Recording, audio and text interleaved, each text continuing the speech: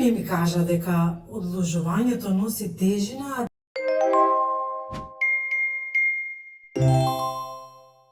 Здраво, јас сум Снежана од Сдруженијето до бебе по патот на инвитро од Северна Македонија. Да знаев порано дека плодноста не е нешто што за секогаш ни припаѓа, ќе се погрижев за своето здравје уште поодговор. Времето е најголемиот непријател на неплодноста. Годините, тивките хормонални промени или скриените медицински состојби можат да станат пречка токму кога најмногу посакуваш дете. Никој не ми кажа дека одложувањето носи тежина, а дека свеста за плодноста треба да биде дел од нашето секојдневие, без табуа и без срам. Мојот пат низ 6 инвитро обиди ме научи дека борбата за мајчинство не е само медицински процес, туку емоционално патување исполнето со надеж и загуби, со солзи и молитви. Најтешко беше кога ја изгубив мојата најголема поддршка, мајка ми.